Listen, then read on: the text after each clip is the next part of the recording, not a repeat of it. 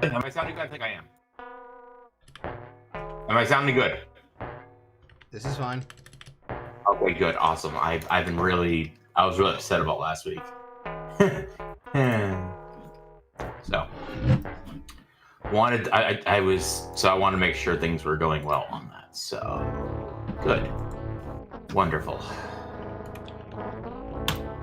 Man, though, what was the video today that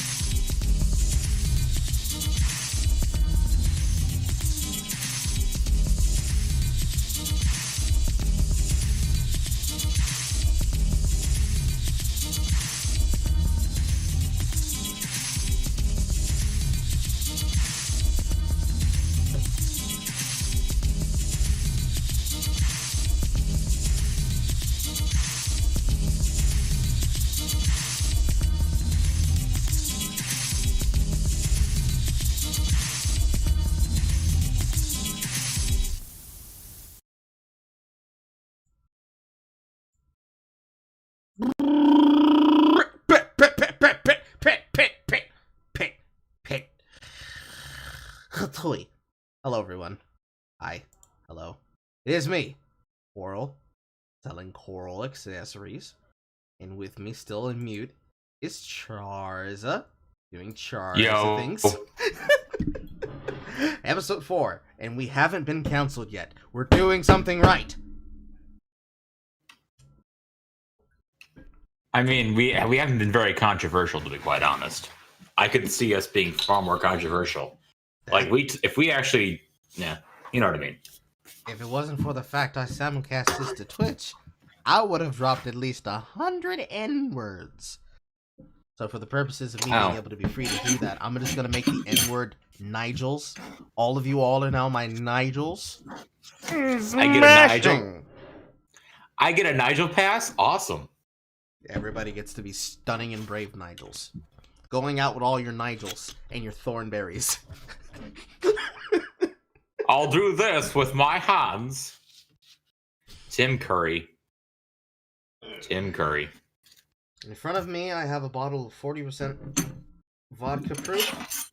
Excuse me, 40% by volume, 80% proof vodka. And a giant bottle of sangria. I don't know exactly what. No, the fucking label has something over it. 79%! Okay! Yeah, this is going to be like that one time I had a friend on who was drunk when I was working on shit.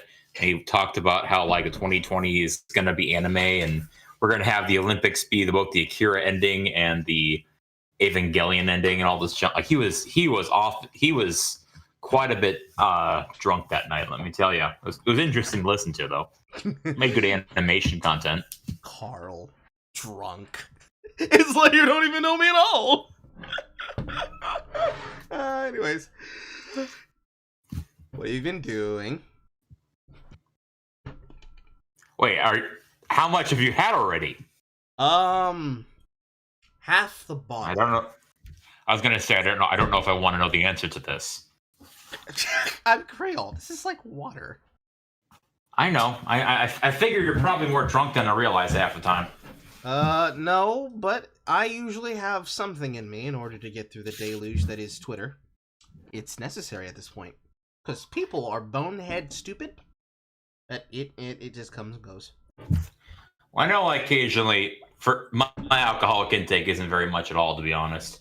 Like, I think I started drinking like 2 years ago, and I'm like 30 right now. And I was like, I don't get the appeal as much. I mean, I enjoy a beer every so often with my brother, but I've spent most of my life like, I don't really want to. Eh. For me, it is a matter of the fact that I like to talk to older women. And the problem with talking to older women is that these women usually drink like heavyweights. And then they prey on young men who they expect to be lightweights that only sip Chardonnay, the Hennessy, the Coupon, the Goose of the Grey. But then these bitches find me at the bar ordering fruity drink after fruity drink after fruity drink, but they don't realize I told the bartender to put everything inside of it. So every single glass I drink is like $45. So if I'm reading this correctly, you are the reverse Marion. Sure. You know, because you're the younger male who drinks far more than the older females anticipate. You know, Marion, I mean from Raiders of the Lost Ark. I know what you're saying. See, now here they just call them pumas. Black cats hunting young cougars. But that's neither here nor there. It's just something. I thought they were the cougars, but no, that's why they call them pumas. Black cats hunting cougars. Okay. Meow. I get this. Meow, bitch. One of these days, I'm gonna take the model, put you in like a Nekopara outfit, like the model, and have it say "meow, bitch." That'd be amazing to watch, Nick. Everybody needs to upvote that, just so that when it happens, we could possibly get Dimitri doing it, and then we can get everybody doing it.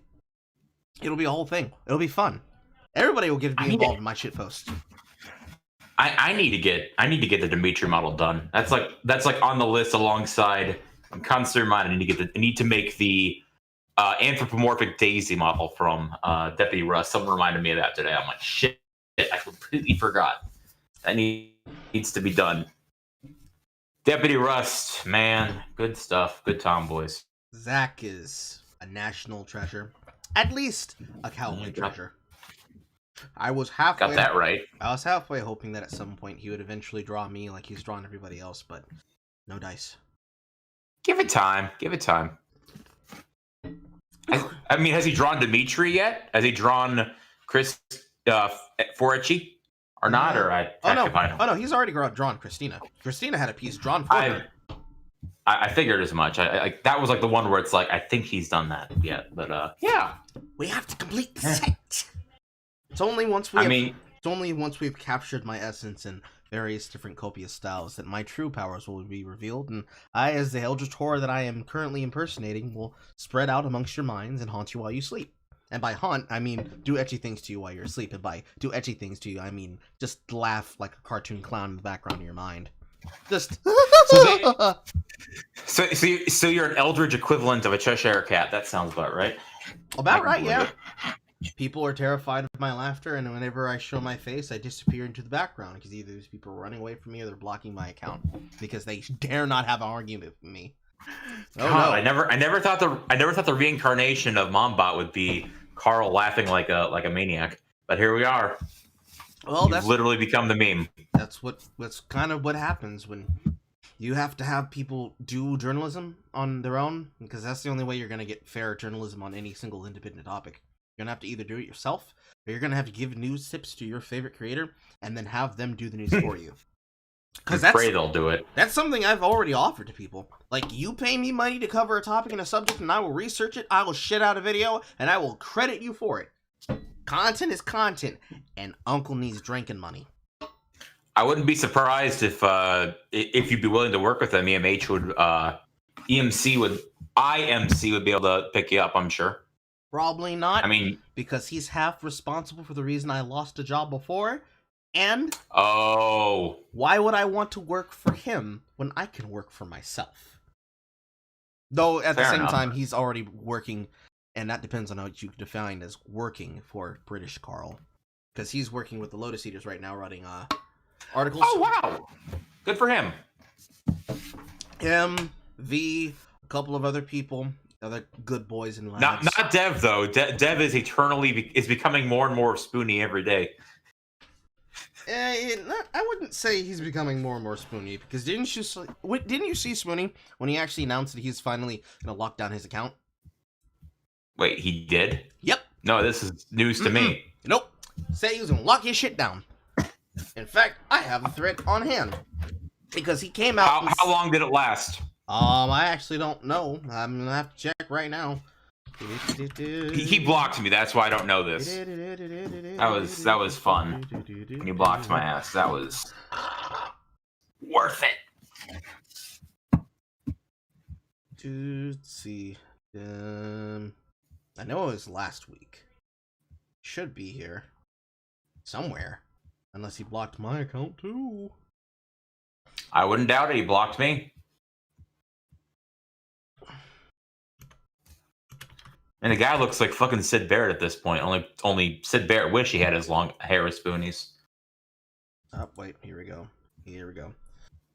He tweeted on the 11th of February saying, I suppose I will lock this account when I next return to this computer. I have nothing more to say. I have no more stories to tell. I no longer want to live stream. I no longer want to entertain. I no longer want to make anyone laugh. I no longer care. All of those punctuated with periods, so you know he's serious. And the account is not locked. It has tweeted last since 10 hours ago. Ha! Allow me to laugh. How fucking predictable can you get? Oh, that's glorious. That was exactly how it was going to go down. We all knew it. And ever since he's been doing that, he's been tweeting about a hashtag called the mini concussions of Peter Parker and some in-character discussion things, which sound as though they're him writing scripts. There's a tweet from the 25th that he wrote at 4:55 p.m. that says, quotation, Shadow of the Colossus, close quotation, would have been the most hilarious game in history if you had added sound effects so that the Colossi Made miserable sounds like, oh, hey, why? Come on, man. And this goes on for a bit. Like, it goes on for Yeah, that sounds about right. a hefty amount. Of course, it's Spoonie. It's Spoonie's Twitter. What do you expect? Simping over April and or e-girl Gookie. Well, April and him aren't following each other. Last I checked, and that was years ago. Did she move out, or was it a situation where she took the house? I know, like I said, I think it was Crystal Philosopher who said this. He checked like maybe a year or more ago. And all I know also is, from what I can tell, the only reason why he's like I think he's probably happy with the fact that, well, the only reason keeping his head a house over his head is probably the moratorium on evictions, if that's still going on in Illinois, for that matter. I don't even know if it is. Either way, it's a shit way for a legend to go out, but he did this to himself. He did it to himself. I have washed my hands of having any sympathy for that bastard, but that's just oh yeah. Well, when a woman takes your balls, what do you really have left in self-loathing and telling people on streams, don't tell me how to play? That's all I can remember now. Well, Carl, did I ever? I put that right. He blocked me after I threw that right back in his face with razor fist and earshot, of all things. Did you ever? Did I ever send you the 30-minute dash cam footage of Spoonie lying to a cop on camera? No, you haven't. Do you know what I'm talking about, at least? I had no clue this exists. Tell me more. Okay. Tell me more. Well, I covered it in the video, the stream I was on with Crystal and Iron Liz, of all people. But this is like back in 2019. This is how I got blocked by him. I told the story on that stream, but I didn't realize this at the time. But apparently he's moved to, I guess, Aurora, Illinois.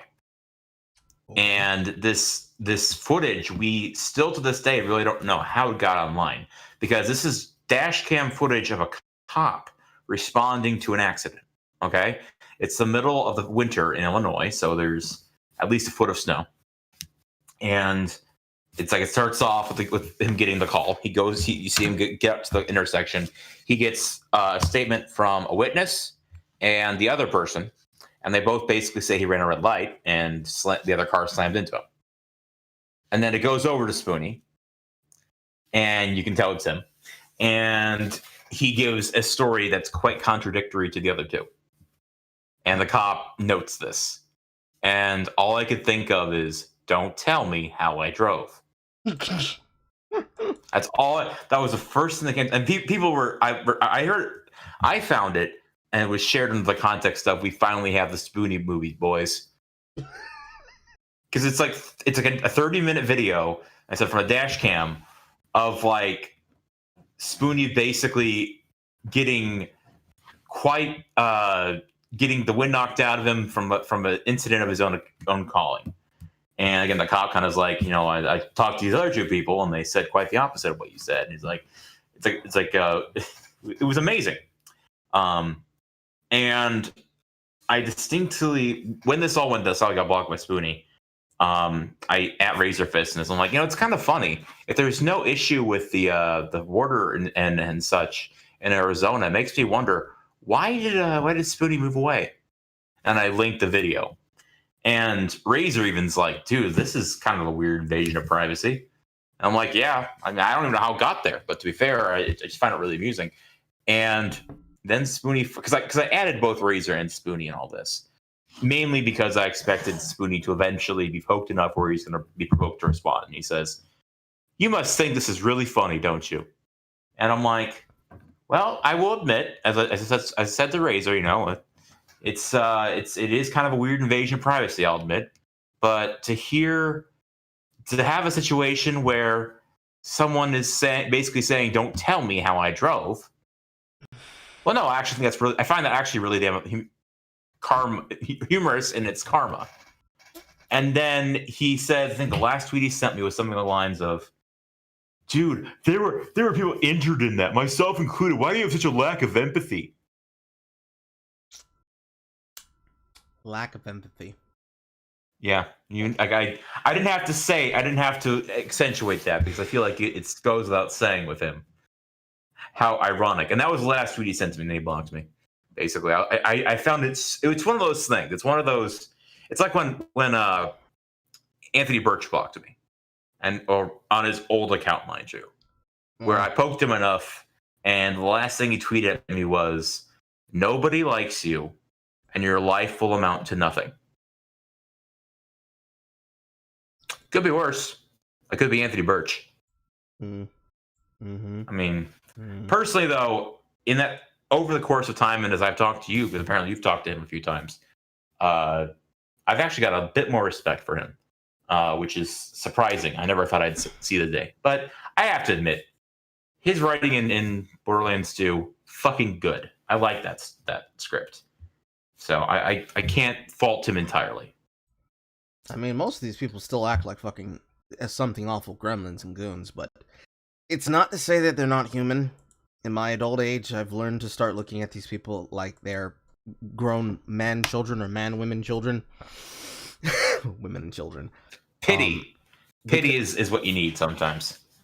Because like when you try to make reason and converse with them like an adult, they lack the ability to speak, and it's kind of like watching the pieces and bits, or watching the full like 16-ish hours of the PSA Sitch and Adam Friend of Forever streams of them going over the most recent Destiny and Vosh debate, where Vosh just gets his ass reamed open wide by Destiny over and over on a point, to the point that he has to actually ask him to lay out his philosophy, because his entire method of looking at the world is all rhetoric, no principle, because he's consequentialist man.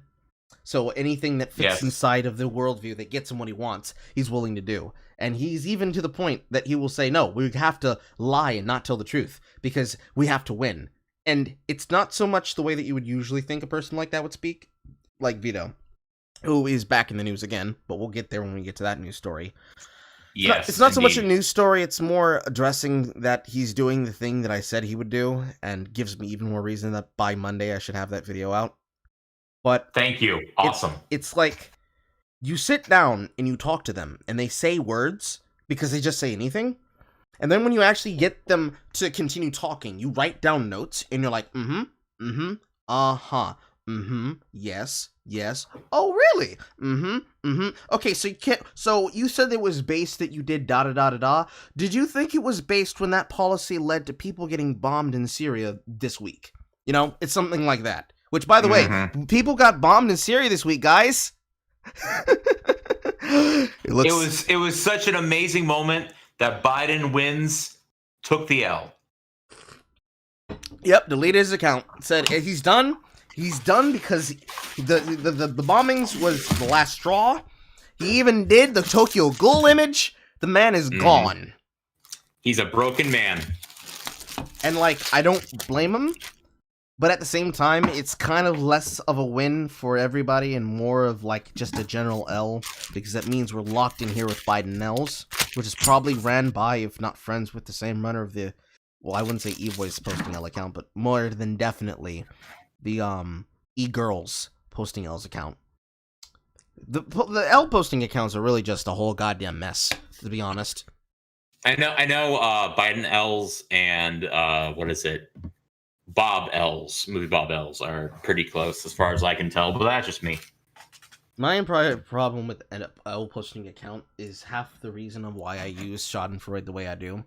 Because it's not even anything close to, like, envy or spite, what most of these people would perceive, which is what is, like, Vito or Movie Bob's problem. Because what possesses you to go into a man's mentions and try to look up their takes about WandaVision when you're being roasted about being both fat and also ranting again about eugenics? Like, that's not what normal people do. At least not what sensible people would do. You'd think they'd go over and, like, look for the second aesthetic ecchi post that I fucking like that has dick on the screen. You'd think that'd be what a man does. You know, show me some classic fucking cope. Show me some fucking classical pieces of bullshit that makes no sense whatsoever. Like Beethoven. Show me some goddamn Beethoven, baby. Where is it? I need it. You're gonna be I will mad. say, at least when it comes to movie Bob Els, I'm able to like notice patterns in what he does. Like, I don't know if you know this, but I asked Bob about if he was ever tested for autism. Did I ever tell you this story? No, you did not. Tell me more. I made a joke at the expense of my own autism, and I implied that movie Bob is also on the spectrum. He was never tested. It's literally the roll safe meme. You can't be autistic if you never got tested. It was fucking hilarious to admit, to realize that because he's so, as someone who is the tism, I've gotten it's almost like a Highlander or like the Immortals from Highlander. You can kind of almost sense it in other people. Perfect example is my old friend from when he used to work at Walmart. Within like a few weeks of getting to know him, I turned to him and I say, "Wait, are you an Aspie?" And he's like, "How did you know?" And I'm like, "Well, it takes one to know one, I guess." Mind you, officially he doesn't have it because he's in the military. But officially, clearly for everybody in reference, that's just a joke. but yeah, it was amazing to see that. But I've also noted, like, that's something I found really amusing, and it allowed me to really. But when Bob posting his L's, one thing, eugenics is definitely something I always found amusing. We all kind of think that. I also, if you guys want to laugh, I did a dramatic reading of one of his threads where the term autism blackface came up. He unironically used that term. It stuck with me, but I've noticed he's always a Hooters. He has brought up Hooters on multiple occasions, and it's that sweet little peek into how he thinks. Oh, and also that time where he said, when someone's like, "Don't you live in your parents' basement?" Technically, it's in a below ground apartment. Oh my god, that was another one of those moments you just look back on with laughter. That's anyway. Ooh, there's so many things. There's so many questions I need to ask Bob in like real life, but preferably with like Kevlar on, because I don't know this man. I'm pretty sure he'll try to shoot me because, he has a gun. No, it's just this man, eugenics. He thinks shit posting people who laugh like the hyena clown that I am stole his future. I'm supposed he might take his anger out on me. I don't know. I don't know this man well enough to not think he wouldn't do it. If he has a gun, Carl, if he has a gun, it's either a zapper or a super scope. That's the only guns I can imagine him having. I mean, this man might just be a Fed. We never know. We never fucking know. I mean, I don't know for sure, because that's always going to be a worry, despite the fact that I have like 2 kernels at my disposal to find out whatever information I want on the internet, whether it be finding the last pieces of non-scrutinized and sanitized porn, because all that's left is just checkmark verified amateurs making very not good step fantasy, or when I decide, you know what? That's the weird thing. Somebody's stalking people. Let me just go fucking full Fed for a moment and find out who they are. But it's like, oh god, the porn thing is probably the most annoying one. Just even on the side. Just even when you're just like, you just see the link on your screen when you're looking for something else and you're just like, maybe this one. And it's like, nope, same 15 fucking models over and over again. Go ahead. God,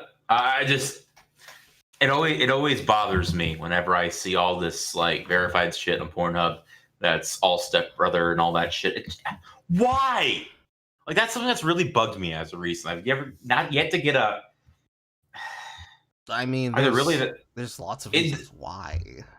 Well, my point is that it's something that for me it's probably how I'm raised. I mean, my family always hated porn. I'm not gonna lie, but it's like my point is that I've never understood that kink. It's just something that has always disturbed me. But it's like I never understood the appeal of it. It's like the hot stepmom or the hot stepdad banging the opposite gender person, but it's usually an oversaturation of stepmom on stepson. And unfortunately, their only good one is Brianna Beach. And even then, it's like, you can only cycle 10 videos a time. and eventually get bored of this, because it's like angles and you've seen it before. But that was a good side of like porn sites. But the problem is, all of the porn sites that most people probably refer to in their head, they're all owned by Pornhub. Straight out. Not even joking. That's why they all have the same content now. When they got pressured about the supposed bullshit that people still haven't been able to prove, because the first problem with that is that Pornhub Aria is not the same company that was 10 years ago, and is not responsible, nor could they really be held responsible for any kind of bullshit behavior that is held in their website. Not for anything that they have, not for anything that they had before, not for anything that was on their website, none of it. They can't be held liable for that, because users can just post content, right? So, when people do dumb shit like what I did before, like months back, like I think it was the first episode of Fireside Cringe, when we looked at female dating strategies, and they were signal boosting this thread from a woman who claimed that her rape video was found and located on Pornhub, and that she told them to take it down, and they just said, they basically said to her, "Bitch, we don't fucking care." That's not their fault, because the actual truth of that story was that she actually wanted it taped, but she didn't know that they would post it. So it was more a case less of revenge porn and hopeless victim being victimized by men taking advantage of her sexuality, and more of woman who got way too drunk now regrets taping her sexual escapades. But it's always that, isn't it? That's even beside the point. They ultimately can't do anything except erase it, but that's not to say someone's not going to re-upload it immediately on the site, right? So that's like all the internet. That's all of the internet. Not just here, not just the adult section. It's like the internet. They always say the internet's forever. I don't see why this doesn't apply. Like, I get it, but also don't. It's like a game of whack-a-mole, especially on Pornhub. I mean, interspecies reviewers. Do I need to say anything more? Oh, it's actually that's really funny, because there's been multiple videos recently, ever since that Pornhub's decided to go the way of YouTube, where they just outright remove things that would not be considered bad, because they're going by that kind of double-handed standard that Patreon was using concerning things when I reported on Kara the Wolf and Yazzie/Tenled and Yef Shilbayef Mother's Basement talking horrible dog shit about Nekapara. Oh god, Jeff. And their creator Sayuri. Around that same time, you had Patreon banning things retroactively because they were saying your post is in violation of our standards because this looks too sexualized for a youth being. But technically what they were actually doing is that they were harassing artists by telling them they needed to take their posts down because they were drawing anime style. And they equated the anime style to mean underage child, because these are lefty speakers that we're talking about who quite literally upset the bank flow of every single person on that website, including myself, by banning Sargon over something that we now solidifiably know that Vosh Orhans did himself. Vosh Orhans does this shit, ain't nothing fucking happening, because of course they're not going to take him down. And Carl, Oh, go ahead. But like, British Carl does the exact same thing when talking to literal Nazis. And talking about literal Nazis, literal neo-Nazi alt-right individuals, and rebuffing them on all of their terminologies and on all of their ideologies. They find that because activists like Akilah Hughes target his payment sources to try and get him deplatformed so that she can win her fucking defamation case against him for using her clip and making a fool out of her. Months later, everybody's been affected by that on Patreon, but he wins his case, buys a luxury vehicle, and has a fucking kid. Oh, another kid on top of another kid. He had already had another kid before early in the year, but then his wife got pregnant again, and then he had another child. And that was before he launched the Lotus Eaters. But that was also after he basically nuked the Sargon of Akkad channels. So much so because it's like people are going to constantly look at it as an opportunity to try and use me, which is obvious after UKIP. I don't really care so much about the UKIP elections and about what happened, but it's more demonstrative of what he said was correct, which is that the UK is more centered on trying to fight against ideologies that they don't like and using it as a method to cancel people retroactively, because they spread around the thing about the I wouldn't even rape you thing, right? But yeah, that website and their creators and that fucking soy-beard-faced man literally fucked up so many people's cash flow by banning Sargon, because You had it happen to Styx, you had it happen to Razor, you had it happen to smaller people like me, you had it happen to people in between. Everybody took a fucking hit because of that happening to him. This man loses no money, and he somehow gets away with it, simply because he happens to have the right politics. It's flabbergasting and mind-boggling. And then, you have this shit with the L accounts, and how most of them, beforehand, they were gimmick accounts doing entirely different gimmicks. You gotta have and then breaking character. I mean, there's a bunch of them. Like, so many L's accounts. I think there was a collage somebody put out last week, if not this week. Good Lord. Of all of them. You have every single kind and in between, and a couple of weird ones out there, and not even like the in-joke of Amish posting L's. You have like... Consider, think a topic. Just think of a topic, and imagine somebody's running a gimmick account about it. It exists. Yeah, it's like Rule 34 in some regards. Only on Twitter. With now 90% more cancer. See, my whole entire thing with the L accounts is like, in the beginning, when you had accounts like Shitty Gamers Take and Bad Gamers Takes ran by users like Danya, who very clearly used it as an outlet to complain. Where's my cigarette? There it is. To complain about users like me or you, while constantly hiding behind a follow base to excuse as though this was making it okay and decent, or, you know, the Santa Cruz Joker, or accounts like that. It was very obvious that they did it specifically because they had an emboldening to do so, because it's the same kind of people who try to, quote-unquote, raid on minds by making accounts while posting shit like left is best, but not being smart enough to crop out their fucking handles from the screenshots where they're saying, ew, I found him cool. So it's like not something we're not accustomed to. You know, you got yourself your political L accounts, you have yourself your newer accounts, which is the e-boys and the e-girl accounts. You've got the horny police, you've got suspect tweets, you've got plenty of accounts in and far between, right? And then you have your fucking animal accounts. You know, the racism cow, or now the new one, the Poval office, fucking synonym portmanteau of paw and oval of their fucking dog. Posting or Spoonie. He had the original with Oreo. But like all of these accounts exist now, right? Oh and yeah. What used to be fun, easy, decent schadenfreude of watching people have arguments on Twitter and either get mad at nothing or get mad at people and then get laughed at, it's become nothing but fucking amazing levels of cope. And sometimes projection, if not just outright antagonization.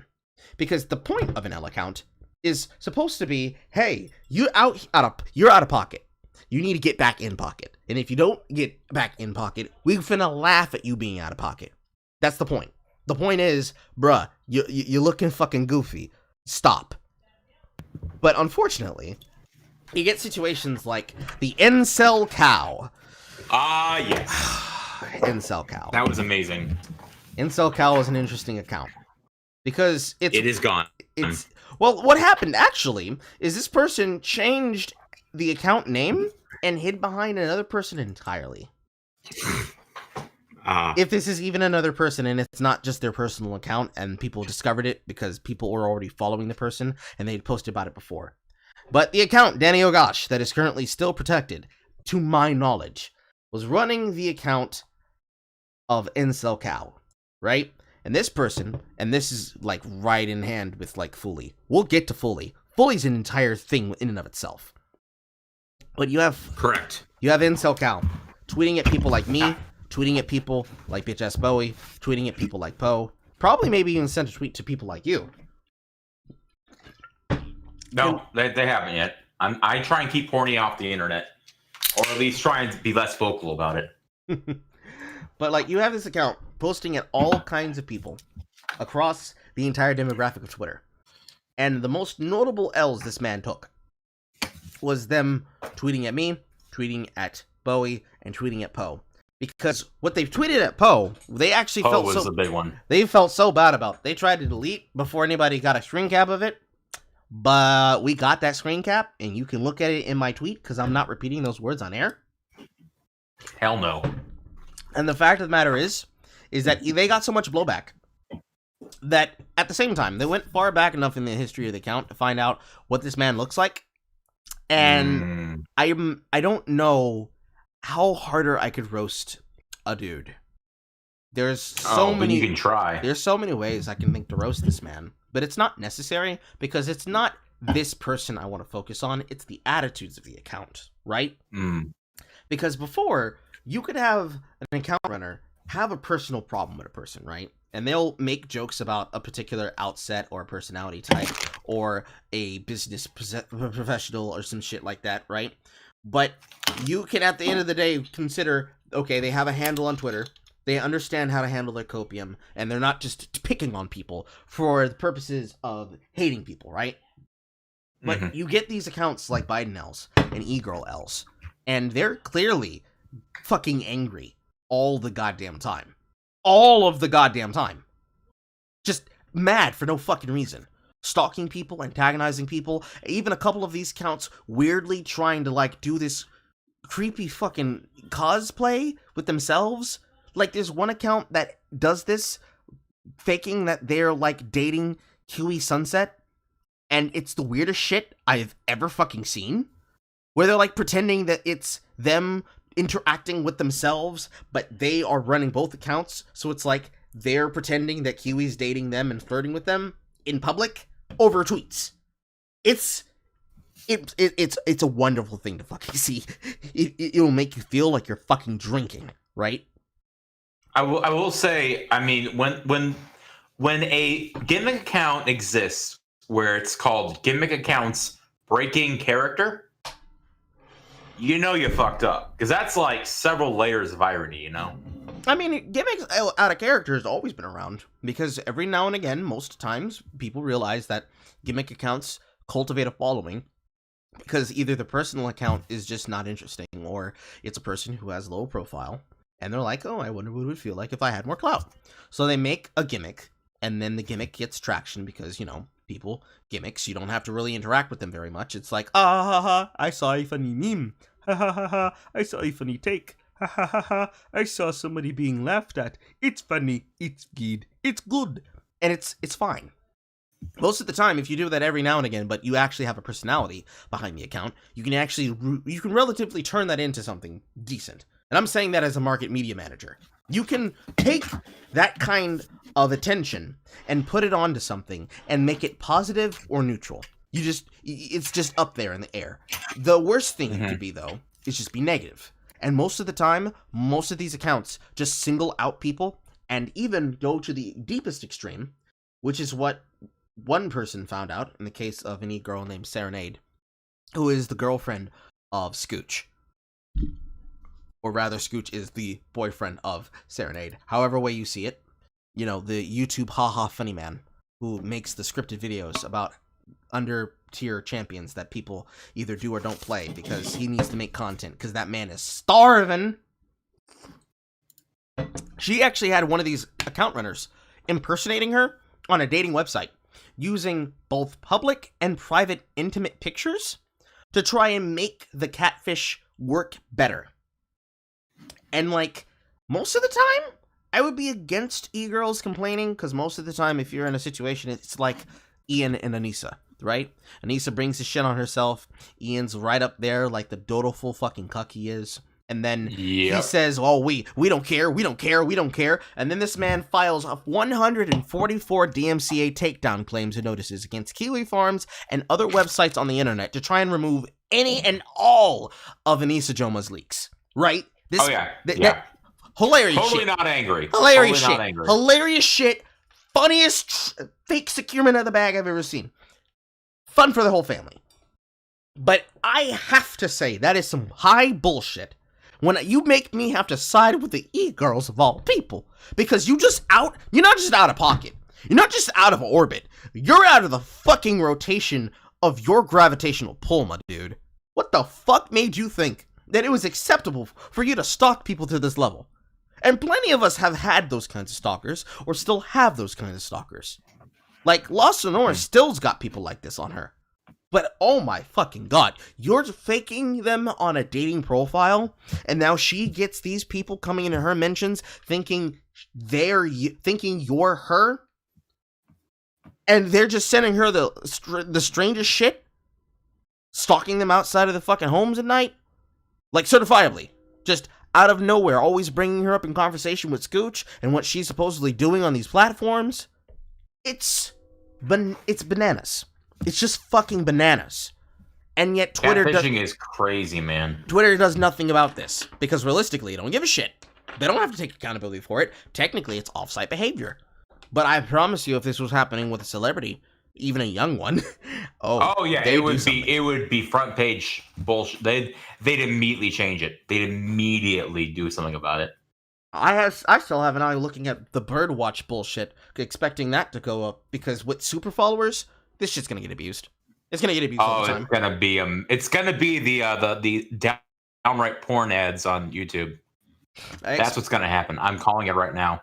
The first people I expect to do it is going to be the accounts.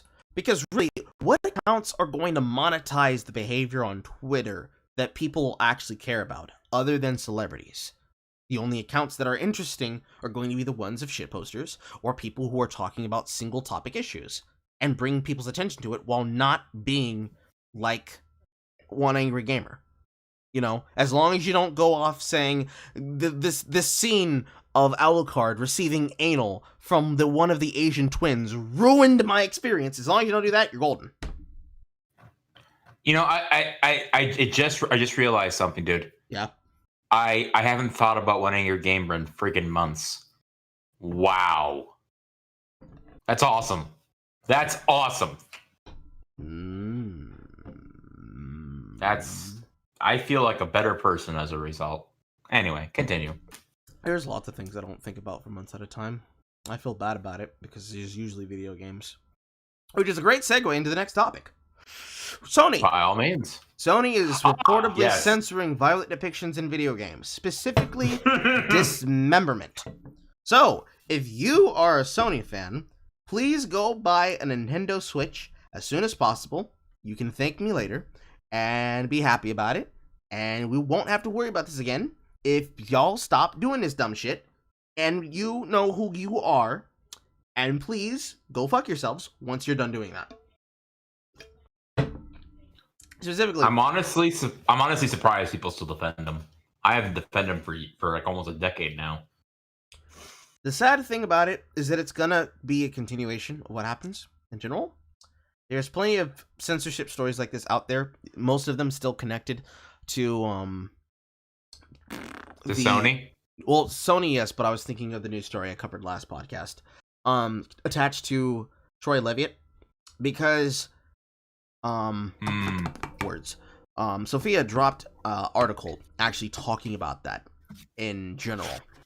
Most of the people that are going after them, while they have an entirely slow games news day, decided to go after the man, right? Just a brief recap for other people who didn't tune in before.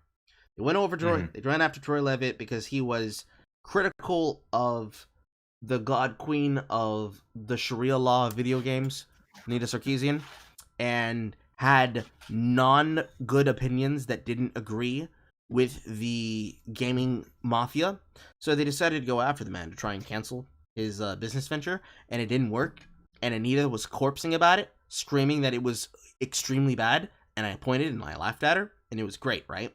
But then this comes immediately out of Sony, saying that they are not allowing video games to depict the problems of dismemberment of human characters. There's a couple of things about the story that are very important, namely that this is directly from Sony Japan. This is not one of those things that you would expect to come out of the Sony headquarters that live in Sony of America today. This is not something you would connect to somebody like Neil Druckmann. But this is one of those problems that tell you that, along with the story that came along with this thread, which was people saying, we need to have new ways to do storytelling in video games. We need to have less gaming elements in our games. That fucking thread? You had this going around with that, and I'm not looking very good at the consoles. It's very clear that the consoles are probably going to go full censorship very, very soon. So I feel bad for any person who bought them, but at the same time, what the fuck do you want from me? You get what you fucking deserve. I would agree with that statement, Carl, wholeheartedly. In fact, I honestly was at one point considering an Xbox One X And then I thought about my computer. Mhm. And I'm like, the only thing I could, I mean, if anything, I feel like people need to, I wish people would look at, for example, the cyberpunk situation, um, far more than they have. And that's saying something. I guess what I'm saying is that that launch should have opened people's eyes to how almost obsolete the traditional big two console releases are, because that was at the very beginning of the launch. Mind you, not everyone had one, but those who did were underwhelmed by the PS5 version, for example. Now, there's a reason for that, but I won't go into that. Point being is that, I mean, speaking of stories this week, did you notice how I heard murmurings that, from what Sony's been saying, they're really trying, they're winding down production on the Japanese side, and they're also, like, from I don't know the exact statement, but they seem to give off the fact that, most of their games are coming to PC now. They're going the Xbox route. Even they're aware of that, and so I guess what I have to say about that is, I like PC games because you can mod them. Mhm. And if this is what you get when you willingly submit to a walled garden approach. And of any of the console companies that I despise, Sony, I put Sony, but, like, I despise Sony more than Nintendo. And that says something, considering how Nintendo handles people touching their stuff or claiming that the drifting doesn't work. See Hot Diggity Demon's video today on that subject. But I saw that. I'm not That was gonna. funny. Oh, it was hella funny. He's always funny, and that one was, everyone was thinking it, and he just kind of just hit it right. He always does. He's good at that. I could go into, and I'm not going to this tonight. This will be a story for another day. But I was quite literally on the ground floor of the PS3 modding scene. Literally in college a decade ago, I was at Purdue University watching the whole dongle thing happen. And then, like, the following, like, literally 10 years ago, about this month, the whole first major hack and then the PSN outage was about 10 years ago. I was all there watching it happen. And Sony is incompetent. I found that out. I found that out that year, 10 years ago. I found that out. They are not competent, and they are very.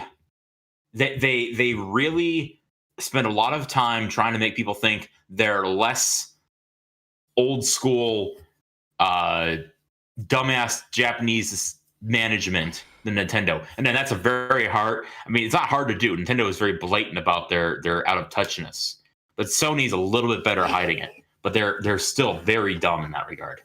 I wouldn't so much blame those companies for that on that end for specific situations and reasons. Because along with that story, you also have the fact that, yeah, they're winding it down, and they're actually going to start going after the EA model of making their first-party video games, and that's going to be a tragedy. But it's kind of a reverse problem with Nintendo. You have all of these really innovative creators who are trying to bring these new experiences to try and make unique memories in the minds of gamers. And then you have the business side of the company that's like, clink, clink, Yes. lock down the IP, we don't want anything, we don't want remakes, we don't want fucking reinvigorated, re-educated, re-updated, enhanced versions, we don't want any ports, if we don't approve of it, and if we port shit, we're going to literally break the functionality of the game to make it possible. Fuck you, buy us. It's that kind of attitude. And I don't blame them, because that's Japanese people in general. You really have to blame a lot of general theft and dub theft for that, because most of them have to deal with that in most of their voice acting divisions, as well as their game divisions. Because they're usually working with the dub artists who know this, and then they tell them about it, and then that gets communicated to the heads, and then they talk to the people who handle the North American translations. so that they can try to do the same thing for the Japanese translations, because they're both likely to get stolen. So it's not so much that I would blame Sony as a company. I blame the shareholders that don't put a fire under the ass of the marketing techs and all of the CEOs that handle the marketing techs. Mariner's telling me that he had to open Twitter. Oh, Jesus. Press F for Mariner, everyone. F's in the chat. But, like, I don't blame the companies so much for that. Because in Nintendo's case, Nintendo is more like the fun, whimsical, happy fun side of the business. Mickey. But then it very much becomes a Mickey Mouse situation where all of the people who make the money are just like, you know what? We're going to make you pay full price money for a reimagining of a remake of a game. We're going to make you pay money for fucking sold emulated versions of the game with nothing special added onto them. Just bringing them to you so that you can be able to play them on your new modern console. But hey, look, you don't have to find a way to try and make emulated technology about this, which is not a plus. That's an extreme net negative. Because yes, there are some people out there that are going to point their fingers and say, look, I'm not about to play Wii games or fucking GameCube games on a Switch. I'm not going to fucking spend my time trying to mod out a GameCube so I can run it as a handheld, even though somebody did actually do that. But at the same time, I don't necessarily care if you're going to be playing these consoles or these handheld consoles or not. You just have to be willing to take the L when the L happens. And this is a giant fucking L for consoles. You're being fucking led out to goddamn sea, and you're being shot in the back of the fucking head. Yes, for some of you, you just busted a nut over Legends Arceus. I get it. A lot of you guys are happy for fucking Sinnoh. You want your Sinnoh remake? You can have your Sinnoh remake. It's yours. Take it. But don't come to me crying when I'm still playing on PC, because I'm not going to buy into it, because number one, I still don't have a Switch. And even though I did go for an interview today for a job, there's no guarantee that I'm going to be able to get that job soon so that I can have Switch money, because, hey, where's my fucking money, Biden? You know, I'm not going to care if these things don't turn out to be good for you, because look at situations and products and games that should have been on shelves that got canceled because they got absorbed by a fucking bullshit company. Beyond the fact of the reporting I did about Blizzard's fucking bullshit coverage for Diablo Resurrected and how horrible they're treating that 20-year-old fucking property. This is the attitude of the gaming industry as a whole. It's not, I could say that without having to even also say that I went to college for the gaming work, and they know it's like that in the organizations and businesses too, and the colleges as well. It's a problem that only exists because of the nepotism of gaming journalism and the gaming journalistic press thinking that they can really bully gamers into not speaking, while at the same time making it very clear that they're terrified that they don't have as much power as they would like to, so they try to dump all their power into something like Reset Era. Because that's probably the most notable piece that came out of last week and this week. They really trying to pump that news about Reset Era, which makes me feel like I'm gonna have to drop a video about that one too. I don't know. Yeah, probably a good idea. It's on the docket. I'm getting there. But it's like, if the game's fun, the game is fun. Because most of these PC games that most people don't play, or they play and they fucking forget about it, you know, your fucking Legends of Runeterras, your Valorants, your Apex Legends, your Fall Guys, your console version of Smites, all of these games are not necessarily being made for the PC market. They're being made so they can be given to the console market, because the console market is actually gonna fucking chew that shit the fuck up. It's a game that they get to play with their friends, that will have technical online couch co-op, and they get to play it nonstop, with all the servers being up, and where there is cross-play, they get to compete on a level where they might maybe get featured on stream, and might maybe be able to roll that into some level of clout. That's what most of these games get made for. But unfortunately, that means you have a majority of the entire gaming industry making games specifically so that they get featured on Twitch. You have drop systems, you've got the fucking pay-to-win cash systems of Gachapon and loot box bullshit. You've got games like Marvel's Avengers, your fucking Godfalls, all of those. Technically, you could put Destiny and Destiny 2 in there, but I don't really include those because those... I say Borderlands 3 is another good example. I think Borderlands 3 is hit and miss, but it's ultimately kind of like that because the codes. That's what I'm trying to say. Well, the codes, yes, but that they've always had that since Borderlands 2 even. Like my problem with that specifically when it's like you have a marketplace and you give people codes for free, because this is the thing that they did the entire time, including the lead up to them launching Borderlands 2 and Borderlands 3, especially with that update event that they gave out for free with the final DLC that would be given to players that were going to buy Borderlands 3. It was the specifically very, very, very, very last Borderlands 2 DLC that added the new raid area and the new content there for fucking Lilith's character. I can't remember the fucking name of the DLC, but people know what I'm talking about. Yeah, I know what you're talking about. I got it from my copy. They literally handed that shit out for free. You just had to download it before the time limit was up. Like it was solid. Like Borderlands 2, solid game. If you remove the bullshit pieces of the fucking dialogue that has no reason to exist there, and you just ignore the story, Borderlands 3, probably a good game. Just don't buy it on EGS because it's literally fucking malware.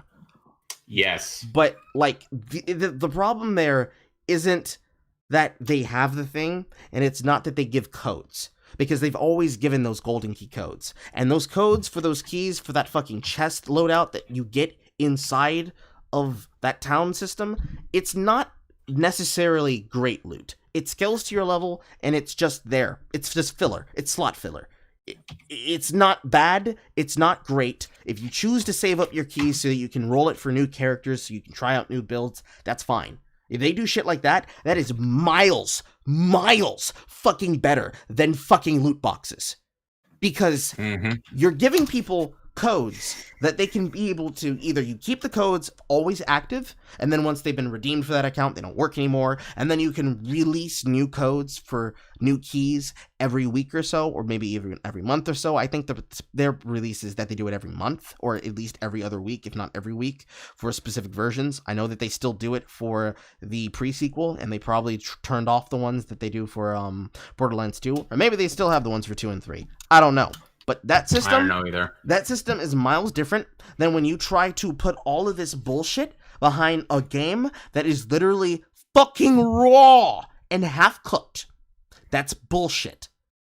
That's what they did with so many of the games they released recently, and probably the best case example being Godfall. I mean, on top of that, let's transition to the news story. BioWare is ending development on Anthem over a year of the overhaul, and will instead refocus its resources on Dragon Age and Mass Effect. They're jumping ship while they can. Again. That's the key part of that sentence. Again.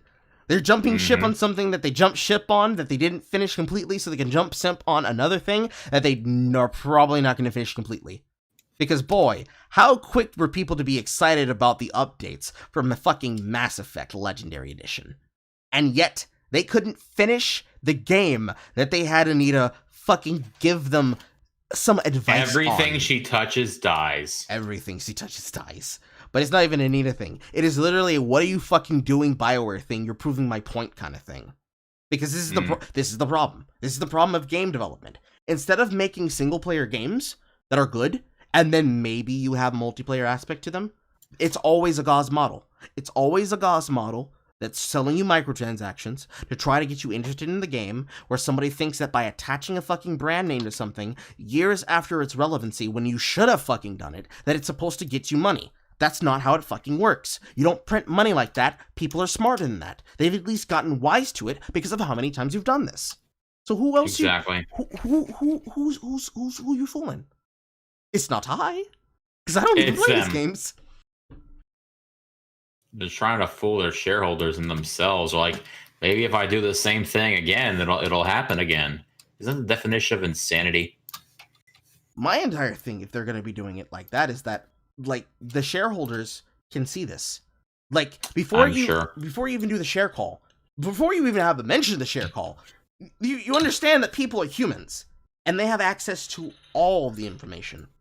So, when you have something like BioWare canceling the games because they decided, what's that? People really want to have Dragon Age and Mass Effect. Hoo-wee! Let's cancel this bullshit. This is dead in the goddamn water. You're telling me that you never gave a shit in the first place. So you can't even be bothered to pull a No Man's Sky. Because, boy, were people in the position to call them out the pocket from No Man's Sky. And they said, bitch, crack, dude, I haven't seen nothing yet. And they're still going. That's the funnest part. They're still making new updates. Yep. So you're telling me that you think that it's not acceptable and that people won't forgive you and you just need to fucking flee with the bag and how much money you've gotten so far so you can move on to the next thing? Despite the fact that you know people will forgive you. And it's not even just a video game thing.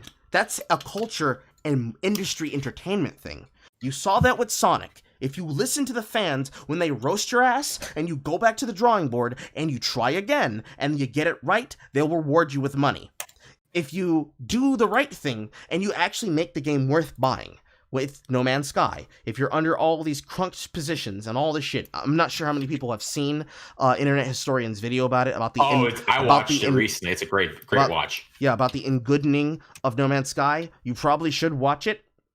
Because if you didn't know anything about that story, it will be an eye-opener for you to understand why the game was turned out so bad. But when you can get into a situation like that, and publicly people are literally saying, wow, I'm surprised, I didn't know they would do this, I'm going to buy the game now, they too are showing you that you will be rewarded if you turn your L into several different dubs.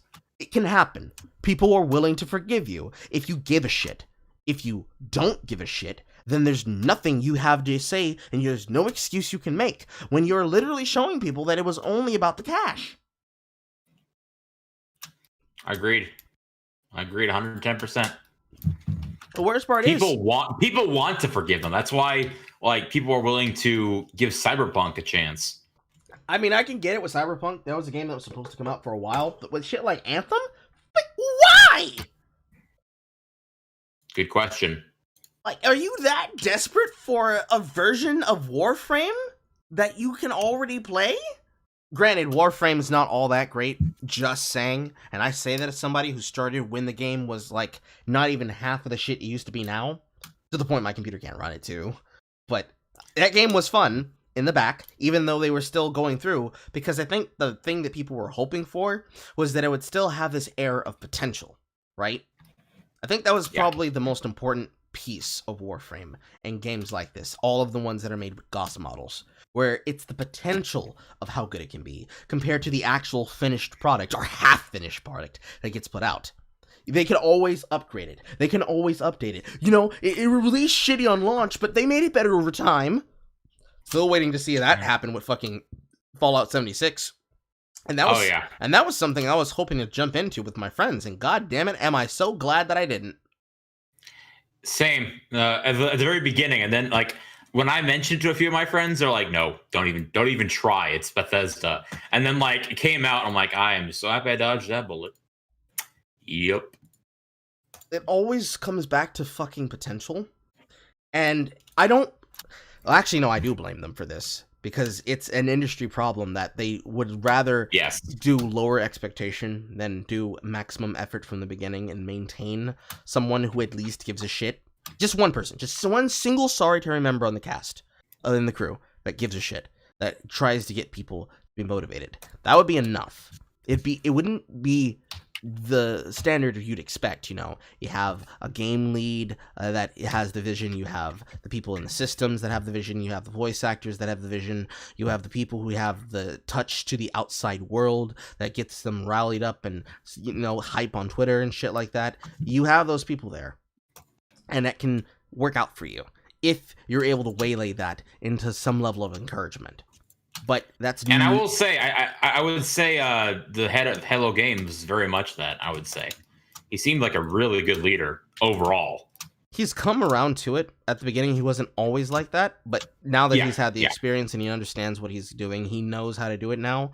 But that's usually never what you see with these things, because usually the people who are running and making the game are usually in bed with the journalists, and they become like, well, they do the fucking song and dance that the creator of Y2K did, saying, oh, well, I wanted to make a game that gamers could accept, but it looks like gamers are still chuds. You know, they do that shit. Yeah, that guy. And that usually fucking just loses them all their money.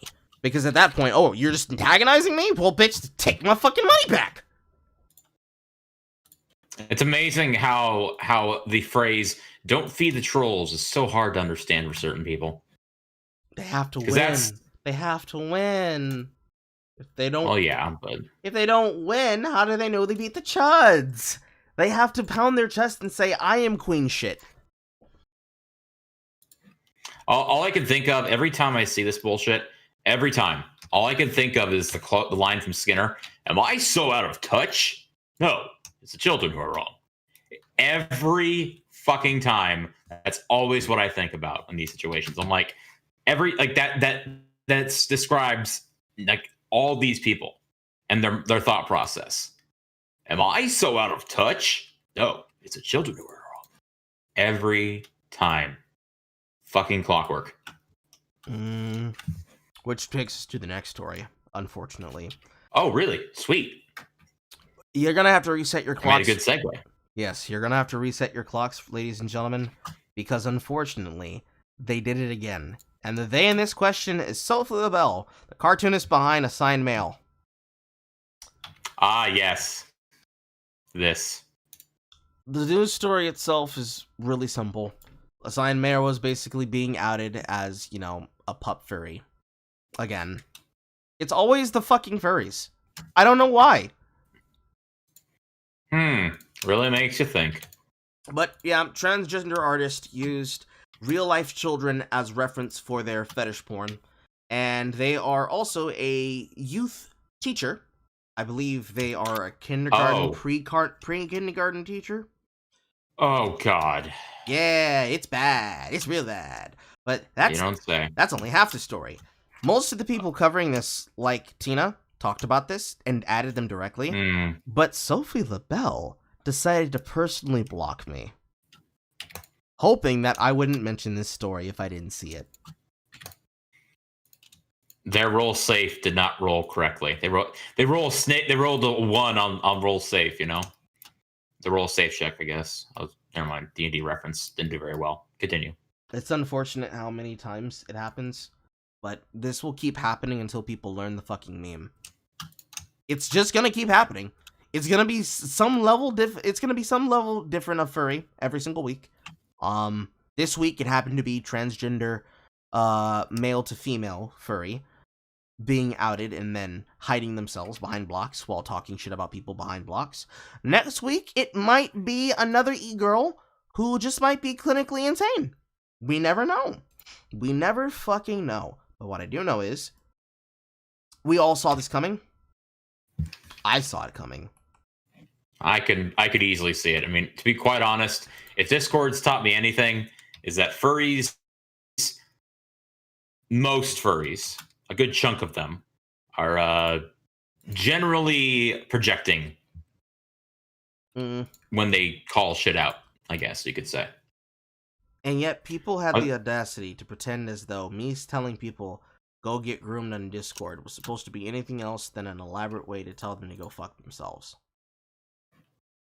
God, that's actually a pretty funny own right there, dude. That's clever. That's being creative in your insults. I love that. That's what I usually do. I wouldn't say it's that clever, because on one hand, if somebody wants to go the angle of saying, did you just tell a minor to go get groomed? Oh, how disgusting, because this is what some people did. This is probably what pushed my account over its current follower limit now, because I actually ended up breaking 3,400 followers last week, because I monetized dumb kids being angry at me, and I kept telling them. I told them in video format, if you do not want to see the followers of this count grow, do not reply to my tweet. And they just kept replying. To which I have to say, please fucking make Twitter 18+. Please? They won't. And even then, has that ever stopped a porn site? Well, you see, if you just do it, it will be easier. Because if they ever register an account that says that they're not that, and if you choose to do what they've done now, which is, assigning... Hide behind the fact they're kids. Yeah. It's like, I can't be a dumbass because I'm a kid. You can't make fun of me because I'm a kid, even though I'm making a dumb opinion and I'm admitting it. It's always the dumb... it's that. Because it's like, we know that Twitter's looking at these accounts. We know that they have abilities to track the emails and the phone numbers that they're assigned to and figure out if that's a number that's been used before and then automatically like target it for a ban later down the line once the next ban wave goes out. We know that they have the ability to do this. And we know that they have the capacity to do it because look at how many accounts they're willing to ban over shit like QAnon. Which, again, we're not talking about facilitating it as though QAnon is real. My point is they're banning people because they want to see them gone, because they consider them as easily usable people that just don't deserve to be here. We know that they have the ability to ban people, and we know that they're willing to ban people and consider banning people, even permanently banning people, because they have to keep up the hegemon. They're willing to do it to Trump. They're willing to do it to James O'Keefe and Project Veritas because they want to try and make sure that they don't have a platform in the public square. That's really the real reason. They're not doing it for any other reason than they don't want to see their political rivals have a win. And if they can control where they're seen publicly, then they can be able to immediately discredit them. In fact, that's something that I probably will talk about next time, if I can get a special host to talk about it with us. The fucking critical thinking article that was put out.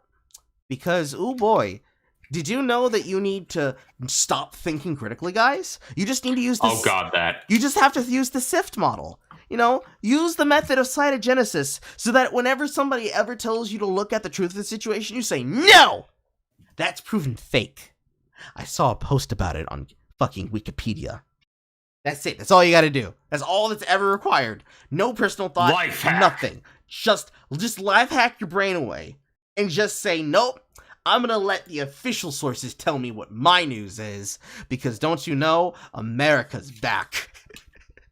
Which... God, I love that line. I love that. To talk about America... To talk about America being back. Bombs over Syria. Yep. Man, somebody probably should have called Vosh and told him that they glassed Syria for him. It would probably be really fucking hard right now.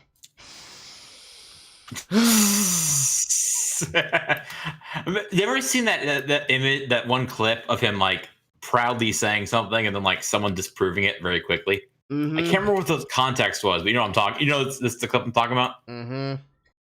Oh god, that was amazing. He backtracked so fast, and it was glorious to watch. Most of the time this happens is usually with him talking to Destiny, which I find weird because at this point you'd imagine that he'd stop doing that, but I think he kind of just wants the validation since he grew up being a fan of Destiny. He grew up? Mm-hmm. That's how he got his clout. He started as a crumb tuber until he just... became a full bread tuber. And now he's got 16 and 14 and 13 and 15-year-olds out here on fucking Twitter. In my mentions the time that I fucking tweet. It's amazing. And they're out here saying... They're all kids. And they're just out here saying, don't you know, Mr. Man, we're Voshites. We have a voice of our own now, and you're just scared of us. And then when I show their age, they'll be like, profounds and bios, and I'll come up with a better meaning. It's like, bitch, I'm not pointing out your bio about you being a xenophilactic age sexual leech. I'm talking about the fact that you posted that you're 15 years old and you let yourself get groomed politically. That's what I'm worried about. Oh yeah, I made a graph. Yeah, it's funny because it's the connection between the two of them. By that I mean Vosh and Destiny is actually something that's fascinated me for a while. Mainly because when he basically claimed and succeeded in making people believe, I'm referring to Destiny here, that a half Persian man is somehow a white supremacist, you know? I'm referring to obviously, you know, JonTron. Well, I noticed this pattern that I referred to as the flying monkeys that would come in there and defend anything that the manlet Steven would do, you know? Yeah. And it's exactly what I see out of Vosh's fan base now. It's the exact same thing. And it's funny because he's now like, they're trying to throw Destiny under the bus for the crime of basically making a fool out of Vosh. And you love to see it when the man who basically got everyone to think JonTron is a Nazi is now reaping what he's sown, and you love to see it. You really do. It's kind of what I expect out of them, because the amount of people that were fucking corpsing over this. I mentioned it earlier when we mentioned it earlier with Biden L's, basically laughing at the fact that Biden W's chose to deactivate their account and go locked. But it's almost always kids. Yeah. For whatever reason, for however they choose to, always kids. It's always fucking kids. Always kids. Always kids. No matter what happens, even if it's a clip that you literally have him dead to rights, he's wrong on something, you make a point against them, they're still fucking corpsing and seething. I remember there was one thread that encouraged me to make a graph that the amount of social grifters and the amount of child activists is just a color graph of perfect green as a circle. It was some person explaining how Vosh is actually an American hero, which goes right into the fucking thread about fucking Syria and the bombing and all the memes that came about with the Syria bombing. It's just the it's just spicy meatball. Every single finger in your mouth just swirl around your gums like a couple of times. That's how delicious it is. Because the check marks are getting in on it. You know, the ones that are even some on the left, I would say, but not necessarily all of the ones. Just people in general recognizing and seeing this for what it is, which is honestly heartwarming. That's probably the best part of this. You love to see it. You love to see it. Yeah, agreed. Because, like, everybody's kind of, like, settled into the fact that they know they're not getting they're not getting their technically $2,400 payment dollars. They're not getting anything. This man is not enough people realize how much the administration is actually focusing on this. Like, they really want that fucking war. It's like, oops, we just banned all fracking, and we're kind of having a problem with the petrodollar, and we need more reserves to get our oil from. Oh, gee golly willikers, where are we gonna get our oil from now, boys? And in the background, you hear the sound of the fucking Death Chopper looping up as they just pull it off of the memorial after it's been lit with fucking rainbow-colored lighting. The memes, Fortunate Son plays defiantly. The memes have actually become real. That was quite a moment to see that, like, they literally did it like exactly as the meme was. Oh man. I mean, it's what you'd expect of a fucking neolib or a neocon, because that's been the modus operandi. But these people don't expect that. Let me tell you, Carl, I have been anticipating this for quite a while. We all, I think you'd be lying if you didn't see this all coming. Bitch, like, I've been forced to live in a hyperleft family all my life. I knew every single fucking step in the goddamn playbook, but that doesn't mean I wasn't laughing my ass off when these people still fucking got their ankles snapped in fucking half. And they're sitting there saying, I don't know what the fuck happened. I don't know what happened. I thought left was best. And it's like, bitch, are you serious? Are you for real? It's amazing to see. It really is. Because a lot of them are like, well, we know he was like this, but we thought it would be like a couple of years, not like a few months. And I'm like, oh wow, that's some copium right there. You really didn't think that's what, like, as soon, it's so funny, Carl. As soon as the impeachment's over, now they're doing this. We heard murmurings about Syria before that. But then the impeachment trial happens, nothing happens, and they're like, okay, let's go burn everything to the ground now. Now that that's over with, we have I'm thinking of that one meme from, what is it, 2.5 Men? Mm-hmm. And it's like right now, Biden, all like, I feel like I forgot something. Well, if you forgot, it doesn't really matter. I guess you're right. And like everyone with the empty bag, all the voters are just getting fucked over, and they're just sitting there out there in the cold. Mm-hmm. Oh, you love to see it. That and the dumb shit that they tried to do because they didn't get their fucking vote is with the lawyer going on to I forgot what network it was. I feel like I want to say it was Fox or something like that. But it was the dude with the multiple fucking letters in his name from the law firm that was representing Trump there that just raked them over the coals because they thought it was a show trial. That's the funny part. And I know some people don't want to hear about this, but I have to cover it because it's that funny. They treated their fucking impeachment trial like it was a show trial, and brought out faked evidence, like oh yes, whole ass hoax, like falsifying tweets, changing the dates, putting a check mark onto the fucking post of a woman who was a random user to make it seem as though it was an officiated person of power, which means, by the way, Twitter's never going to give people like me a check mark because they know that unless they have to verify that I'm a real person, it is literally only a fucking thing to show that you are part of the group thing. Yeah, so that's right out the goddamn window. I hope everybody paid attention to that part. Very important. But it's like they brought all this shit up, and then they got to the point where they'd have to call witnesses. And they're like, oh, you all gonna call witnesses? We've got 109, or was it like 301 witnesses and counting that they said. And they just decided, we're just not gonna call witnesses. We're just not gonna do that. We don't want to see fucking Nancy Pelosi get depositioned on the stand. And they did this that would be amazing. And they just did that whole thing. And they eventually came to the verdict where they did not reach the 60 majority necessary in the Senate in order for it to pass. So he was able to pass the indictment. So they then tried to bring up a fucking piece of legislation that they tried to vote on so that they could make sure they could bar him from being president after he's been indicted twice. And I'm like, bitch, take your L. Just go. Just leave. Leave. Because how upset do you have to be that when you lose, you're like, we're going to specifically write a rule so that even though we lost, we still win? Oh god, that was glorious. How they're like, what is the line? I'm not owned. I say, as I'm slowly turning into a corn cob or whatever. I love that line. I dislike troll tweets. They're so fucking passed out, but yes, they're still good. Good stuff. It was just amazing to see. It was you watch, like, and again, but my point still stands, Carl, is that now as soon as that's done and they didn't get anything, now they're just going, okay, let's go bomb some people. Now that that's important things over with, people think we're going to give them money. No. Speaking of giving things and money and fucking kids, but not that kind of fucking kids.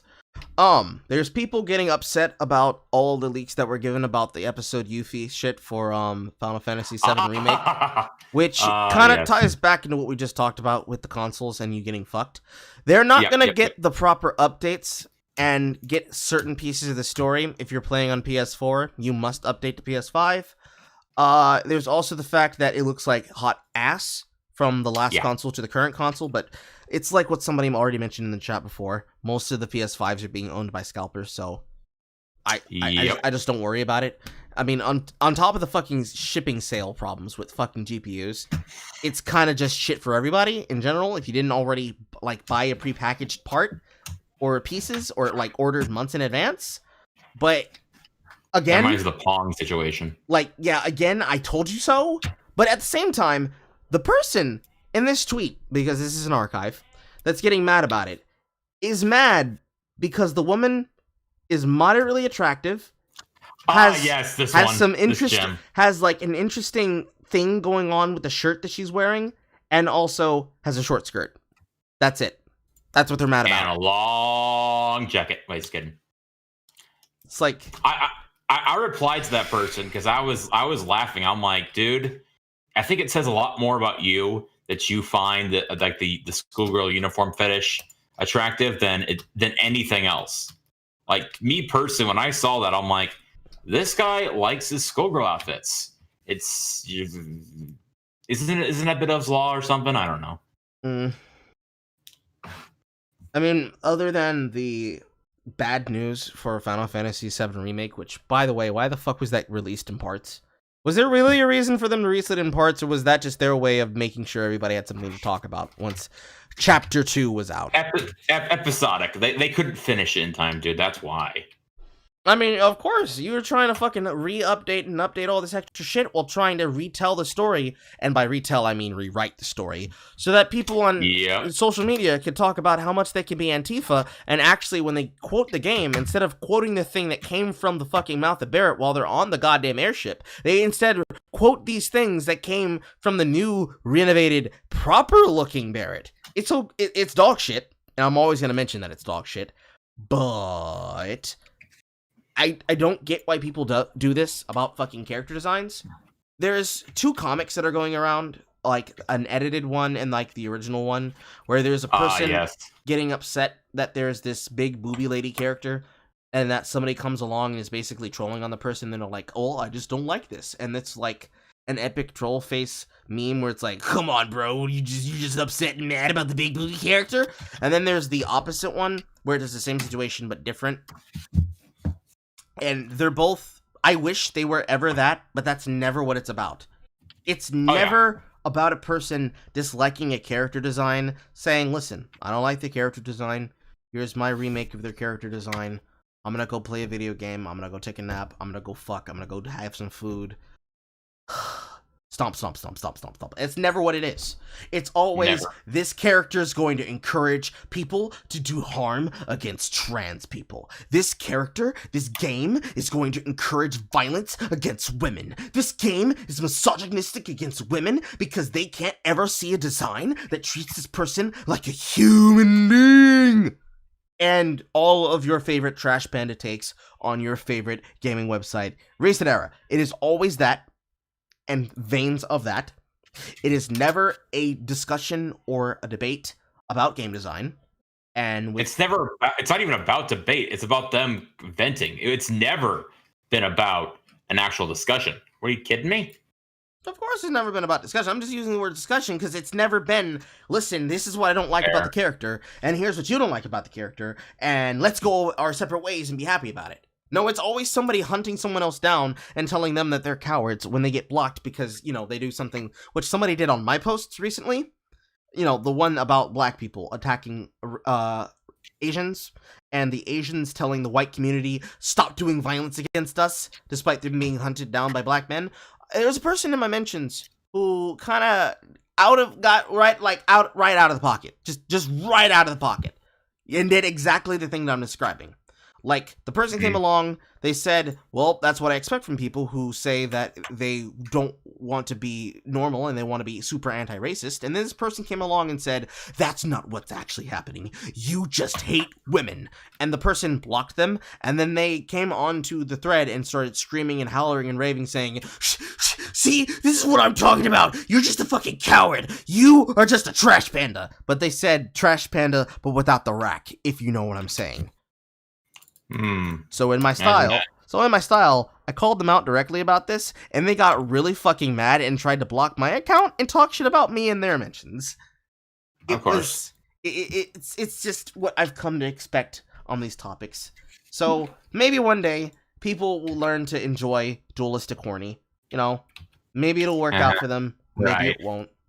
But I don't care. I just want to see big booby lady and big dick man. That's all I want to see, man.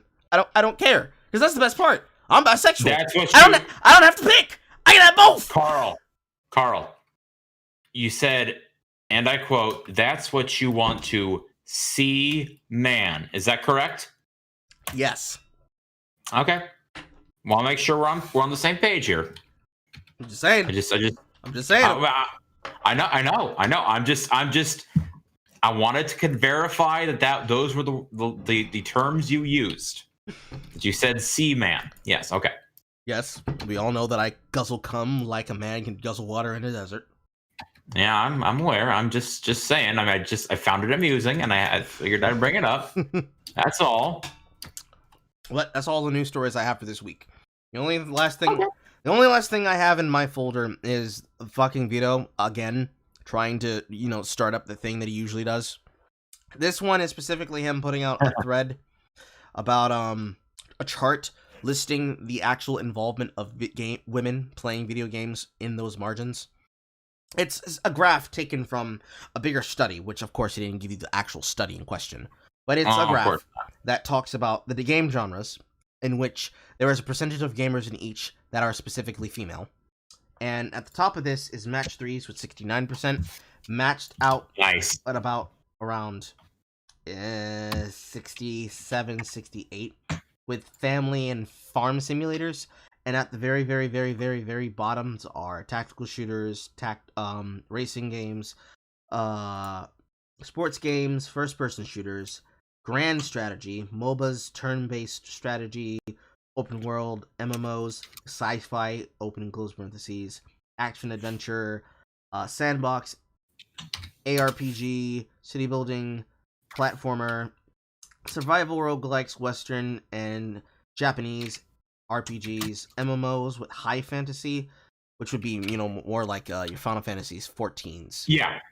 And then interactive drama, action exploration, casual puzzle, and then it goes to the top of the graph. He's still doing that shit because he's still not happy about the fact that I blasted his ass the last time he talked. Which just gives me more motivation to feel like I have to throw this in there in my video. Because I really want him to just stop talking in general, but he just won't stop. And he makes me have to add more to my video, and it makes me do more work! Yeah, well, it's... I mean, what I'm really looking forward to, Carl, is how he's going to react to it. More than likely, quote tweeting about it while talking shit about it, and then crying about it, and then hopefully going back live on another broadcast to say, look at this man and how he was obsessed with me. Drop my vodka. I'm just saying, it's going to be funny to watch. It's like... I'm more looking forward to how it's going to get you, increase your notoriety. Well, surprising this week, I've had a lot of people DM me saying, man, I don't know why your account's not more popular, Carl. And it's like, well, people told lies about you, and I just kind of believed them until I actually talked to you personally. Because I've had a couple of people apologize for their first interaction with me being just them trying to antagonize me and then me not caring. And it's like, damn, I thought you were pettier than this. And I'm like, well, no. Yes, but no. But not over shit like this, Because I don't have the time anymore to really care. If you want to have it out with me, I'll more than likely laugh at it if it's a funny roast. But I'm not about to sit here and pretend that shit like this should happen still, because even if he's never gonna take it, but if I were to actually ask him to debate me, and we were to have a third party, and we had moderators, and we discussed topics, and I actually asked him questions, he's going to pull the Vosh argument out of his ass again. Because what he's doing in this thread is the Vosh argument. He's doing the thing that he did last time, which is that he got mad that I called him out and said, you're dishonest and you should probably stop lying to people. And he said, and I quote, you can't call me out for that. I'm talking about good things. You should credit me because I talked about good things. Because if I talk about good things, you should promote the fact that I'm talking about good things, not bad things. Because this man went to the limit of being so out of pocket. He went to a thread where I was advocating against a person that wanted to lie about problems because, fuck those creators. We're gonna lie about them because fuck them. And I told him, no, that's fucking retarded. Well, don't do that. And he quoted that saying, well, you're actually in favor of this person doing the thing that I don't like, so I don't know how much I can trust you. Because on one hand, you do have to understand he is a low-effort troll, but on the other hand, this man is the greatest fucking lolcow that I could ever milk for content. Because he just keeps doing dumb shit. People are not going to talk about it, and people aren't going to reference it, which is the reason why it's so funny. He thinks he's going to get a clout from it, but all he's getting is just you just kind of just looking at him weird. And he thinks it's going to be more than that, and that's the funny part about him. He's kind of in the same position as Quentin Reviews right now. Oh God, yes. Oh boy, I haven't looked at Quentin in a second, and Quentin's just out there doing some real strange shit right now. But when is he not? There was a time where he wasn't cringe. Carl, I stand by the statement that I made a while back. He is literally a type 2 all gone and set diabetes away from being the millennial equivalent of Movie Bob. I stand by that assertion. I'm still, because honestly, I'm still fucking tripping over the fact that essentially this entire fucking quote-unquote Twitter beef, which is not a beef, it's me consistently roasting this man every time I remember to bring his name up in conversation. His entire argument is literally, no, officer, you can't take me to jail. I know last night I committed a triple homicide, but look, I'm at the hospital and I'm donating to orphans. You gotta let me go. I'm innocent. That's literally his argument. Mm-hmm. And it just, the flippancy of this is what gets me.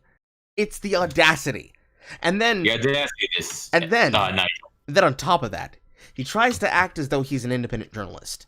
But then he will outright try to spread fake news, literal fake news, on a broadcast. He'll flip out like a fucking man baby at people like Andy Signor and Bounding into Comics. And then he'll run to a left-wing, I wouldn't say breadtuber in that sense, because I wouldn't think that Tommy is a breadtuber, but he's very much a left-wing person with a bigger platform than him, and probably than I will ever have. But he runs to somebody like this because he literally needs to have somebody who will platform him so he can be able to get his point across, a non-existent point. Because it's not like people didn't see the Ariel woman from Star Wars High Republic be extremely racist, but he'll outright have the situation, and then when I quote his own words back to him, saying, well, I'm talking about good things, and that means if I'm talking about good things, you should be in support of them, with me obviously making fun of him, because, nigga, I said the word. I'll probably have to delete this later. But him getting upset and being to the limit of saying, no, when I do it, it's okay. When you do it, it's cringe. You cannot pretend for a second that I'm supposed to care. I don't care. You're hypocritical. Because if you cared about your opinion, and you cared about being factual for people, and giving them information, and trying to inform them, you would not lie when we have the archives of her doing this shit. And then, if you want to pretend that you're supposed to be smarter than this, you would not be going on the broadcast with Bounding into Comics, screaming at the top of your lungs that he has to be a liar. Because if I hadn't seen that tweet from Nicholas Diorio talking about it, I probably would have missed it. Because I wouldn't have thought he would be stupid enough that after he got caught in his own lie and got embarrassed publicly, that he would try to go underhanded and do this shit. When I talked about it in the comics about it, he wasn't aware of it, and it's given me the reason to just keep an eye on him every now and again. Just enough when somebody retweets something on my feed, because that's sadly a feature that Twitter has. When you see somebody who has you blocked, it will just show a blank space where that tweet would usually go. And then at that point, I just click private tab, look at the tweet, and I'm like, is this something I should care about? Put in the dossier, throw it away for later. You know, something like that. Yep. One day, I won't have to do it because he'll stop doing dumb shit, or he'll just fade into irrelevancy. Whichever one comes first. But until then, I'm monetizing the shit out of them. Oh, it's a good point. No, seriously. It's like I said, I'm honestly, how would I word this?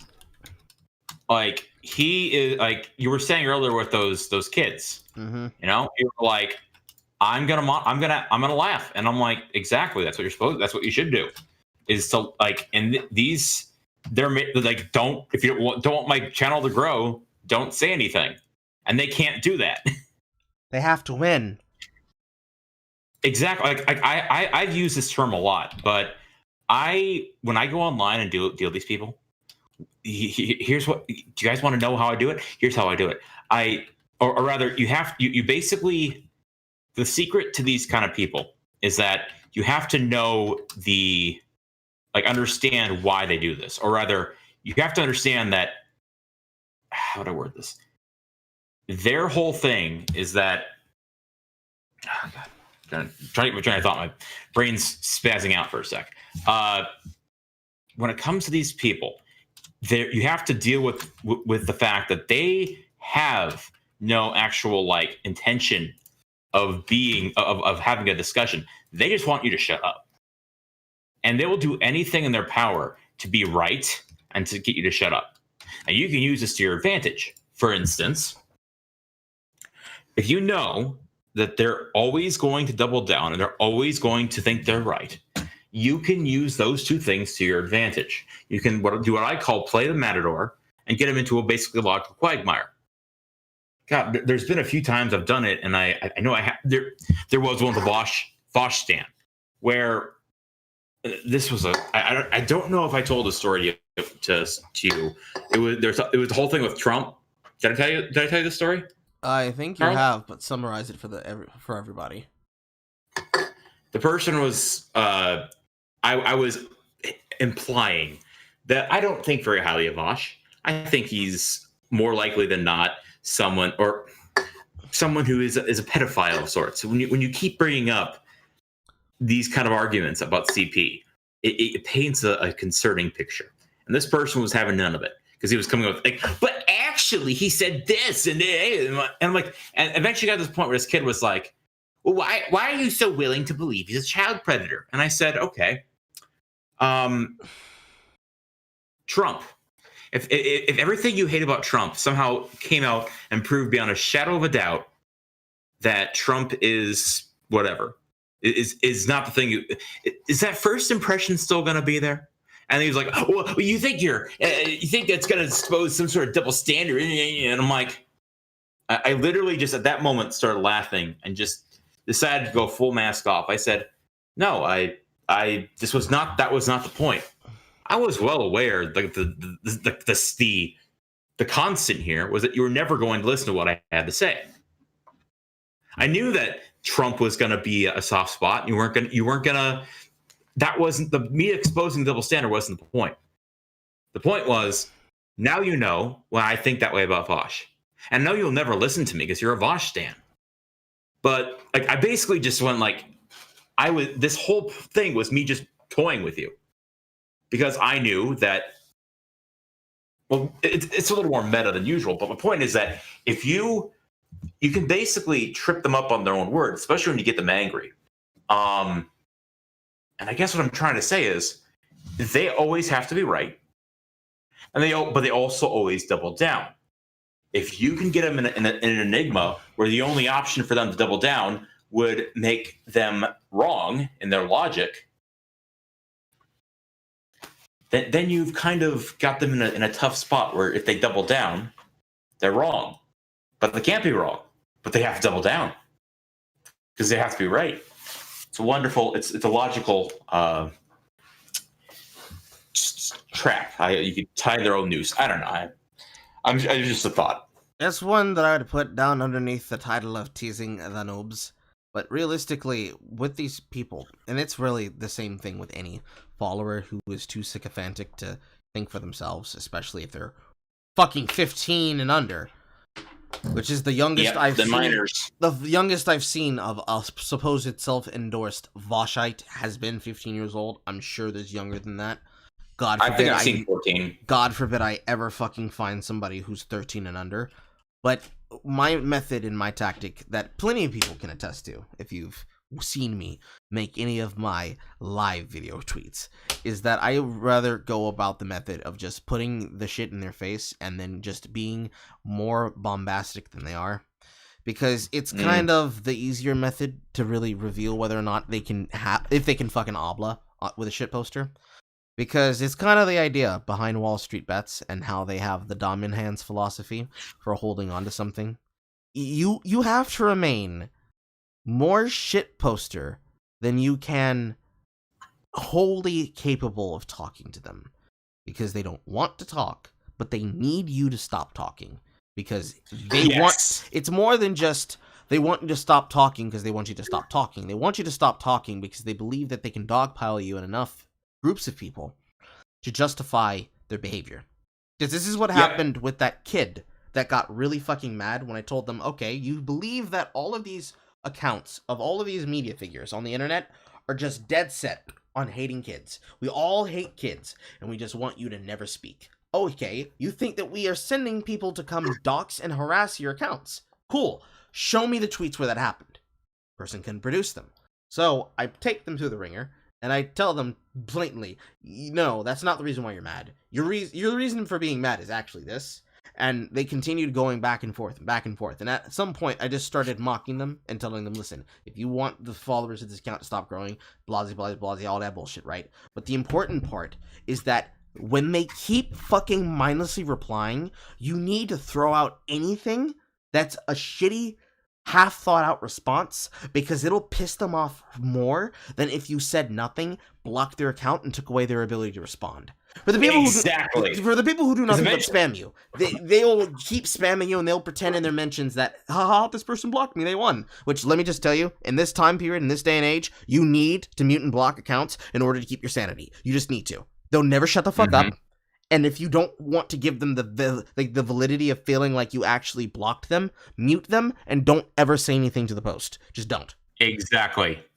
Because the idea is that they want to overload you and hopefully get a moment where they can go, there I am, if you happen to screenshot the tweet as you make a point. Because they know what the point is. The point is that they're fucking annoying. But you have to go a step further, if not 2 steps further. Because you need to remain more petty and have to be, and consistently be, much more petty than they are inclined to harass you. Because you have to remain more petty than they can remain competently solvent. Because you can. That's what they hope to do. They're hoping... so easy, too. It's hoping that you shut up because you're frustrated, and instead, you keep making funny GIFs, or you keep making funny videos, in my case, as a on-the-spot rhetorician and comedian. You make anything that's supposed to win people over by just simply having a point and laughing at them, pointing out where they're wrong, showing them the L, telling them, listen, you should have deleted your tweet, because this should have been your moment to take the fucking hint. Doing anything like that pisses them off, because them seeing you grow is more cancerous to them than you blocking them. It is amazing how effective it is. And it works best on the kids because they've been taught that when they do these things, it's like putting in an instant win combo and winning at Tekken. The fucking combos that you would put in that specifically have like those specific inputs in the training command when it's like because I do all of those things all the fucking time when I play Tekken 3. So every single time I see a kid do this, I just hear those sounds go off in my head and I just put in a combo of my own, and every time works like a charm. Just works like a fucking charm. It's amazing because I will agree with you on that, Carl. In fact, I've almost noted this. It's God, I had a train of thought, now I lost it. But they do just want you to shut up, and blocking is giving them what they want. And so personally, what I enjoy doing is, like you said, you keep an eye on them, and you basically just as I always do it, I call it my thing, stall sniping. What I do is I just start shooting everywhere, and they keep dodging, and I just having fun. I'm like, dance, monkey, dance. I have fun laughing at them because you start to notice where they're dodging and what they're dodging. And as you keep watching that, you notice where you can hit and keep on laying the pressure. And eventually, they'll either say, why are you attacking, kid? Or they'll do what I call is the next you'll say, I'm pretending to be retarded. I may have broken TOS in that regard saying that, but there is a stage. I've been mapping this out. It always happens when they start posting literal nonsense and say, if I act stupid enough, they'll stop. And I call that bullshit out immediately. I actually say so now you're just posting random bullshit and thinking that you're going to confuse me to stop. No, I'm actually going to keep going. That's what I'm going to say. Carl, the best analogy I can give to this kind of aerobics, this kind of argumentative or shit posting is what I call judo. It's a argumentative judo. They're doing that combo, like you said, with Tekken. And instead of doing what they're expecting you to do, you lean into their energy. You lean into their movement. And you flip them on their ass. And you just keep doing it because you know what they're going to do. I said the combo thing. And all of a sudden, you lean into what they're saying and in the way they don't expect you to. And you just flat them on their ass. And they'll get up and they'll try and do it again. And you'll know exactly what they're going to do. You dodge and you lean into it and flip them over again. And you just keep doing it. Eventually, they're going to get so angry and frustrated. They're just going to be like, oh, shit, what am I going to do? And I'm just sitting there like, problem. It's glorious. It's glorious. And then they'll always whip out the old reliable. You're just making fun of a kid. You have nothing better to do. I'm like, bitch, I'm sitting here in the line waiting for my burger to come in. Nah. I'm having fun here. when usually that happens, I have like several billion canned responses now, simply because I've made so many shit posts, but also because of people like Wonder Zaro just making them. My favorite. Oh yeah, he has some. Yeah, Follow Wonder, everyone. He's awesome. My favorite one is the "Hey, Mr. Man, don't you know that I'm a kid" one that I used in my That's glorious. That's one of his best pieces in that regard. Like in my Tomato Macros video, that one specifically, that one gets a lot of fucking use. But to move away from this topic, just to move away from this topic, since we've gotten the point across here, it's stop. He's already dead. It's a constant fucking issue that's not gonna go away anytime soon. It's probably gonna come back up again the next time it happens, and I'll make mention of it. But it's an issue because of how many kids are getting involved in socio-political problems and topics, right? Last week, the fucking topic about the Be Anti-Racist ad from the fucking Crystal Gems for Cartoon Network. All of that shit is technically being made for those kids to have an excuse to do things, because that's where they're getting the idea to be like this. They do it for the clout so that adults twice their age will retweet them on Twitter, and unfortunately they get groomed by those people, and the next thing you know, they start taking the HRT. I'm not being ironic, by the way. That's literally how it happens. I know. It's half the reason why I told Poe that we needed to actually talk about it for an episode of Digital Blackface. That was episode 10, the pink pill problem. But you have Reddits like Egg IRL that will take these kids and will mold them. Oh, knock my bottles. Will mold them and will break them mentally because they already got them by the balls in bread tube style. So all they really have to do is single them out and just put the tomboy hypnotherapy on them, and they're done data. It's unfortunate to see, and as much as my heart bleeds for them, once they're gone, you a zombie. I can't bring you back. The best I can do is mercy kill you. And in this, I don't mean shoot a kid in the head. I have to be clear. That is just a joke. But metaphorically shoot. But the only thing you can do is mock them and hope that mockery will get them to say, you know what? I'm tired of being mocked on the internet. I want to have fun. And that maybe can wake a couple of them up. The rest of them, probably never really going to come back around. But that's not my problem. I just have to shoot at the hip and wait till they stop replying. And if they don't stop replying, just keep laughing at them and then let people keep laughing at them and then just put the tweet on mute and then go look at anime. That's all I gotta do. Carl, one last note. I mean, like, that's exactly how I do it. It's like, I know I won't be able to change everyone, but if I can at least induce some cognitive dissonance, I've done my job. Because let's be honest, not everyone is like, some of these kids, all they have is their phone because their mom is over planning terrorist attacks in Arab Spring somewhere in the upper section of Africa. Yes, that actually happened. There's a K-pop stand. Yeah, that was an event. I was like, okay, seriously, who do I report this to? Because I literally got to some immigrant kid in Paris basically let slip her mom's planning terrorist attacks. But there's so many kids that like all they have isn't a parent; it's a phone. It's a fucking phone. And you won't be able to change those kids because all they want is attention that mom and daddy didn't give them. You won't be able to change everyone, but you can at least try and you'll do something that Vosh claims he does, and yet he doesn't, which is make what little difference you can in the world. Can't save them all, but you can at least try. Mm-hmm. Do you have any news stories of your own before we start wrapping up? It's a little too late, but I will say, for those, this is a discussion of a much bigger caliber, but it's more of a philosophy suggestion for people. Recently, Emperor Lemon just put out a new video about Homer's enemy. I'm sure you know the episode I'm talking about. And quite to be honest, the discussion in that video reminded me a lot of my own personal journey.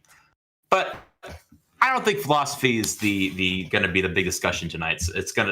And I'll ramble, as you know. So honestly, no, I don't. Apart from maybe just noting the Dragon Maid fiasco and how people are claiming that me pointing out people getting upset about the boobs means that I'm upset about the boobs or I'm projecting. But oh yeah, that shit. I actually made an edit of that. I added rips to the dress. Oh my god. Yeah. I'm incorrigible. Well, yeah, it's you lean into it. You make it like, it's like, oh, you hate the boobs? Okay, I'll go get a bike pump, but make them bigger. I'll grab a bike pump. That's all you have to do. I'll be honest. When I was designing the thumbnail for this week, it was between someone pointing out or showing that picture and them saying, "Choose the form of your destructor." And I was gonna have like a giant version of her walking through a street, but I couldn't do it. Between that and Daft Punk, and well, I made a Pink Floyd and Daft Punk combo reference, which you interpreted as Black Eyed Peas. Oh, I mean, that was half the. That was half the. I didn't know how many people were actually aware that the end didn't actually mean the end of the podcast, but actually was an acronym for like, I think it was the second to last. Yeah, the second to last, because then they released that Black Eyed Peas The Beginnings track album. But like, the end is a acronym for Energy Never Dies, which is supposed to be an acronym of what was supposed to be the second to last before the absolute last Black Eyed Peas album that Fergie made before she decided to go solo, before she had all of her kids and started working the fact that she was a MILF. Which, unfortunately, because we were eventually going to have to talk about it at some point, although I don't know if the unfortunate is unfortunate for everybody. As a Frenchman, I'm fucking weeping, okay? But for the rest of y'all are just like, no, not around the world, people! Which, for most people, they probably care more about the album of Random Access Memories, but still, Daft Punk, after years of fucking working together, technically 30, but I believe it's officially I was going to say 30 years. I'll be honest, Carl, I'm agreeing with you on that because everyone's like, wait, you guys are upset? They've been doing this for 30 years. I'm honestly just happy they went out now and didn't like burn out. Like, I was actually surprised how little I was affected by this. I mean, Daft Punk is probably my biggest inspirations for my own stuff. I've done trap dance music stuff when I was a kid for fun, but I don't really care. But I was the one thing I was upset about what I meant by that, Carl, was this. Mm-hmm. I wish you would have used the actual text on the thumbnail, which is Wish You Were Here. The reference. That was I literally made this. I put the text in there hoping that you'd catch it, but you didn't. Next time, just give me notes. Whenever you assume. But yeah, case in point, that is actually Wish You Were Here is my favorite Pink Floyd album. Me and my brother could talk for hours about Pink Floyd, and we do. So it's really funny how a lot of people know about Daft Punk's music and just consider them just, the electric dudes that have a headset and have the headpieces just like Deadmau5 and Marshmello. But like, these are really big, prolific people when you're talking about house French scene. Because realistically, most of your electronica is out of the fucking dubstep era of French house. Yep. Like, electronica would not exist without the French people. We, on our fucking quaaludes and fucking ecstasy, uppers and downers, just celebrating and fucking rave dancing on top of each other, all hot and sweaty and shit in a fucking dance studio or fucking decrepit warehouse that's been raved all the fuck out with all the goth girls and scene guys just rubbing. Yep. Just a constant rub. Mm-hmm. It's a different world and a different time. Literally a different world, different time, because now the coof. But it's a different world, and it's a different time frame, and it's a different level of music that made you care about the fact that electronica wasn't either somebody copying Skrillex or was not the shit that we have now, where it's like easy listening garbage. There's a particular track that I'm thinking of right now, actually. Mm-hmm. It's a piece that has vocals by Aloe Black, that one dude that made that one song that everybody replayed 50 billion times on VH1. But the song title itself is called My Way. You listen to that song about 5 times, and then listen to any other electronica track that would be playing on like the electronic station for a channel on digital cable, like Music Choice, or just general music that gets suggested with it on Spotify or on YouTube. That is literally what electronic has become. It's become easy listening garbage that's supposed to be played on the back of a fucking advertisement about fucking yogurt. It is infuriating how lacking of talent, soul, inspiration, and anything close to, well, I wouldn't just say spirit, but to art is missing. It kills my soul every single time because both as a man who's put together raves and then as a Frenchman, it's just sad because then you have to look back at it like this, right? Within the last 10 years of electronica, you've had the commodification and the commercialization of the music. And really, the person you have to blame for that is technically Zed. That's Zed with 2 Ds. Because his piece that he made with Fox's Clarity is like the beginning of that. But that song is passable. Yes, the vocals kind of make it better, and yes, the beat kind of makes it better, but you can see the same fucking repeating overtones of it. Where it's very clearly, you have the hi-hats, you have the 808s, you have the build-up into the music, then you have the halcyon drop, and then you have the music repeating again, you have the beat that gets replayed over and over and over and over and over and over again, and then the music stops, and then it bleeds into the next song, and you're like, oh, I'm sorry, how the fuck did we go from listening to this to listening to the album of After Laughter by Paramore? And then you look around at your actual fucking video list, and you've bounced around several different fucking pieces of electronica, because all of them sound the same, despite all of them being by very literally different bands. I can believe it. And yet, I mean, Carl. Yeah. Go ahead. Go ahead. I'll let you finish. I'm sorry, I didn't mean to interrupt you. Like, for me, somebody who listens to a bunch of songs from the recording label of Napalm Records, I can go from between Unleash the Archers to Visions of, or I think, not Visions of, but like Memories of Aquarius, and then like the super metal all-female group band Exit Eden, and then pieces directly from like Ginger, spelled with a J. That's like one woman and her vocal group and shit.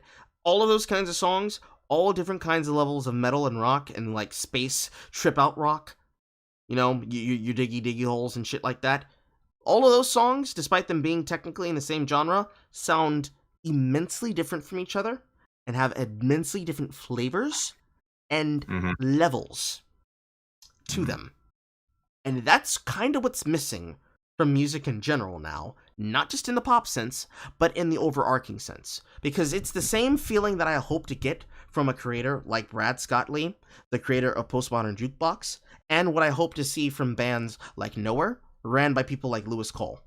Because that is technically fusion jazz. Oh, Postmodern, I like them. That's technically fusion jazz, what Nowhere's doing. And then whatever the fuck comes out of Scott Lee's hands, he's taken 50 billion different styles from 50 billion different eras and making pop music over it. So whatever he does, it's gonna be a bop, because he's finding people who fit the style, who can sing the style, and have the ability to make it last. Like timeless pieces. Question I have for you. What is your opinion on Caravan Palace / Electro Swing? That's something I've been discovering. I don't know what you think about it. I'd like for Vosh to stop liking things I like. That's kind of it. Because Electro Swing has always been a thing. Because when you have things like, you know, Bioshock and shit like that, you're gonna have people looking at that for that style, because that's the kind of music that you'd like to have. It's one of the ways to make old music new again, or make new music feel different, because it's kind of like what happens if you put an Art Deco filter over pop music, which you could technically blame Capital Cities for that, because In a Silent State of Mystery is probably one of the more regular albums that can demonstrate the electro-funk beat. But you technically have to go a little bit deeper than that. You have to go like deep cuts that you probably only ever heard snippets of from like Fallout 3 on the radio, or Fallout New Vegas, which is a game I need to eventually play at one point. I've never played it. Same. Never played it. I barely played it. I will also note, speaking of electro funk, I don't know if I've sent you my copy of it, but I actually did make a mashup that to kind of show how much Daft Punk's influenced my work. I made a mashup and remix of their Robot Rock, which was basically almost completely plagiarized from. I mean, it wasn't very original. Release the Beast by Breakwater. I mashed that up with Robot Rock, and I added in a few extra things. And I'm gonna be actually before we got on here, I was tweaking my file I was working on with that, because I'm gonna basically go back and make it wholesale my own samples, because I basically just like mashed the whole thing up with the actual original audio. But point being, they inspired my work, I would say, between them, because I would say they're always in the background of my mind as a kid. Just these two robot guys that were pretty cool.